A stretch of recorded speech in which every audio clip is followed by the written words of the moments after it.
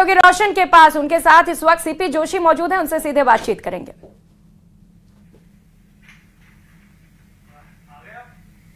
प्रियंका, देखिए, राजस्थान की जो 25 लोकसभा सीटें हैं उसके ऊपर एक बार फिर भारतीय जनता पार्टी का जो कॉन्फिडेंस लेवल है वो हाई नजर आ रहा है। बीजेपी की ओर से दावा किया जा रहा है कि इस बार 400 पार, और राजस्थान में जो 25 लोकसभा सीटें हैं वो भारतीय जनता पार्टी किस तरीके से यहां पर जीतती है, क्या कुछ रणनीति बनाई जा रही है। हमारे साथ बीजेपी के जो प्रदेश अध्यक्ष मौजूद हैं, सीपी जोशी जी। सबसे पहले तो न्यूज 18 के ऊपर आपका स्वागत सर। इस बार बड़ी जो कमान मिली है, 25 लोकसभा सीटें हैं, किस तरीके से आप इन लोकसभा सीटों के ऊपर रणनीति रहने वाली है? देखिए, कमान एक व्यवस्था के नाते होती है, लेकिन हमारे यहाँ टीम राजस्थान मिलकर काम करती है। सभी वरिष्ठ नेताओं के मार्गदर्शन में पूरे प्रदेश के कार्यकर्ता जी जान से जुटे हैं, और मुझे लगता है इस बार पार्टी और कार्यकर्ताओं से आगे जनता चल पड़ी है कि फिर एक बार मोदी सरकार, अब की बार 400 पार। अब ये जनता का नारा बन चुका है, न सिर्फ पार्टी का। और वो क्यों होता है? एक तरफ भारतीय जनता पार्टी है जो नरेंद्र मोदी जी की कल्याणकारी योजनाओं को जनता तक पहुंचाने के लिए पार्टी का कार्यकर्ता सतत एक पुल की तरह, सेतु की तरह काम करता है। दूसरा, सिर्फ चुनावी समय में काम नहीं करते, रचनात्मक काम और सेवा के कार्यों में आप कभी भी देखिए कि अनवरत पार्टी का कार्यकर्ता लगा रहता है।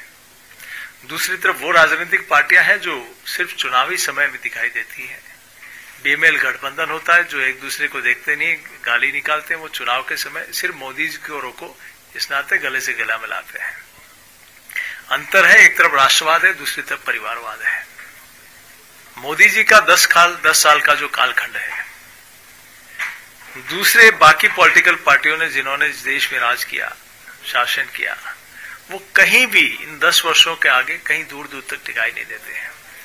गरीब कल्याण, सांस्कृतिक धरोहर का संरक्षण और पुनरुत्थान, इस देश की सीमाओं को सुरक्षित करना, इस देश के नौजवानों का हौसला अफजाई करना, इस देश के गरीब कल्याण के लिए अब तक जो नहीं हुआ वो 10 साल में करके दिखाया। जोशी साहब, जो आप अभी कह रहे थे कि आम जन का जो नारा बन गया इस बार 400 पार, ये जो भारतीय जनता पार्टी के अंदर कॉन्फिडेंस ये कहां से आता है?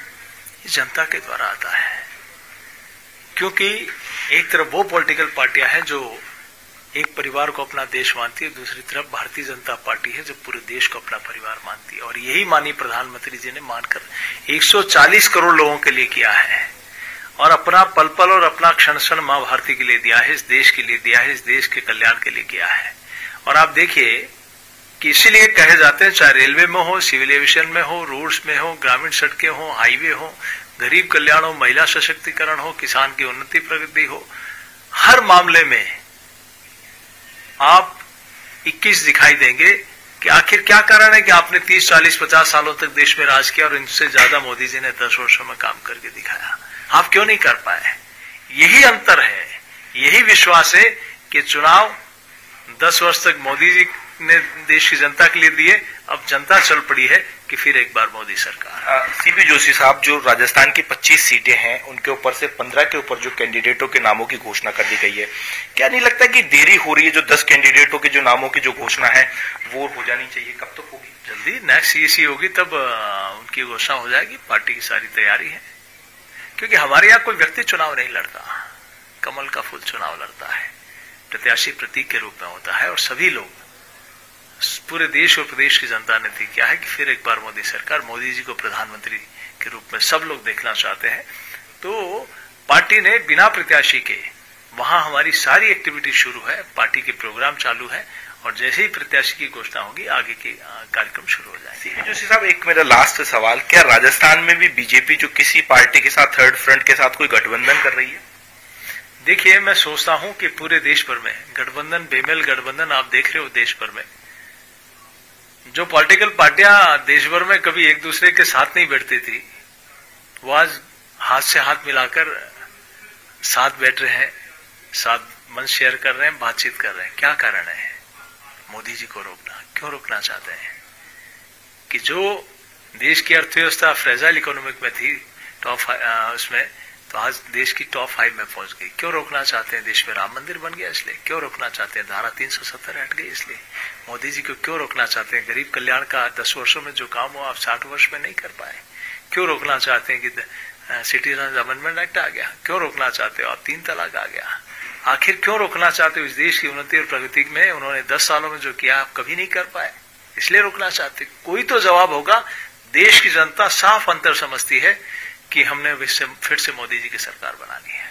इस बार आपने जो कई कैंडिडेट हैं उन्हें भी रिप्लेस किया, साथ ही साथ में ऐसी जो चर्चा है कि इस बार अभी पिछले दिनों देखने को मिला कि जो कांग्रेस की कई जो दिग्गज जो नेता थे उन्होंने भारतीय जनता पार्टी ज्वाइन कर ली। क्या कुछ लगता है कि आगे आने वाले समय में किस तरीके के और परिणाम देखने को मिलेंगे? देखिए, यहाँ मजबूत नेतृत्व है, सबको अपना भविष्य दिखता है, इस देश की उन्नति और प्रगति दिखती है और विकसित भारत का संकल्प दिखता है। कि क्या बीजेपी कोर कमेटी की आज बैठक होगी, इसे लेकर जानकारी लीजिएगा सर। इस प्रकार का जब स्थिति होती है तो किसी को वहां दम घुटता है।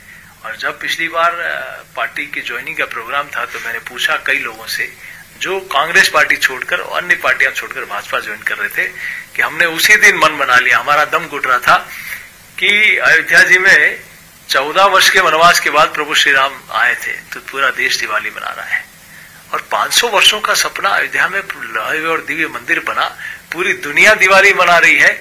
और जब कुछ राजनीतिक पार्टियों को निमंत्रण दिया गया, कांग्रेस और इन पार्टियों को, तो उन्होंने इस निमंत्रण को ठुकरा दिया, तो उसी दिन हमने इस पार्टी को ठुकरा दिया।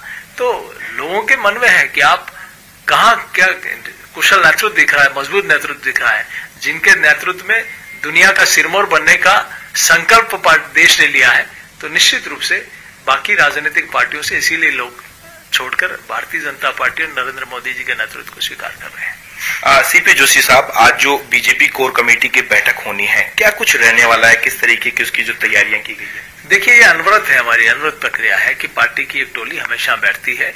अभी तक कामों की समीक्षा, आगामी कार्यक्रम की रचना, तो इसी निमित्त आज सबके साथ बैठना होगा। तो देखिए प्रियंका, ये थे हमारे साथ बीजेपी के प्रदेश अध्यक्ष सीपी जोशी जी। इन्होंने कहा है कि बहुत जल्द राजस्थान के अंदर जो 10 जो नाम है उनका भी ऐलान होगा। भारतीय जनता पार्टी इस बार फिर से 400 से ज्यादा सीटों के साथ देश में जो प्रधानमंत्री मोदी के नेतृत्व में अपनी एक बार फिर से सरकार बनाएगी। राजस्थान में भी जो 25 लोकसभा सीटें हैं वो एक बार फिर से जीतेंगे। बिल्कुल, बहुत शुक्रिया आपका रोशन। तो बड़ी खबर इस वक्त की आपको बता रहे हैं, चुनाव के तारीखों के ऐलान से ठीक पहले बीजेपी प्रदेश अध्यक्ष सीपी जोशी ने बड़ा दावा किया है और एक बार फिर से जीत के लिए ताल ठोकते हुए नजर आए। उन्होंने कहा कि विपक्ष कोई भी मुद्दा नहीं उठा पा रहा है क्योंकि उनके पास मुद्दे ही नहीं बचे। हमने विकास की राजनीति की, हमने सिर्फ और सिर्फ विकास किया और प्रधानमंत्री नरेंद्र मोदी के चेहरे पर 400 प्लस सीटें लाने का दावा किया जा रहा है बीजेपी की ओर से।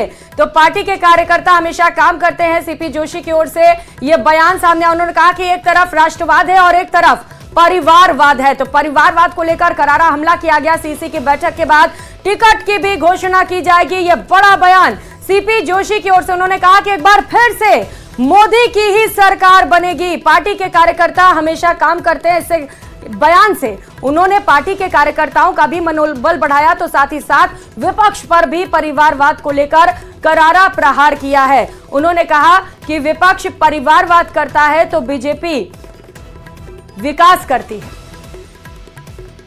तो सीसी की बैठक के बाद टिकटों का ऐलान भी कर दिया जाएगा। ये बड़ा बयान दिया गया है सीपी जोशी की ओर से और लगातार दावा जीत का किया जा रहा है भारतीय जनता पार्टी की ओर से।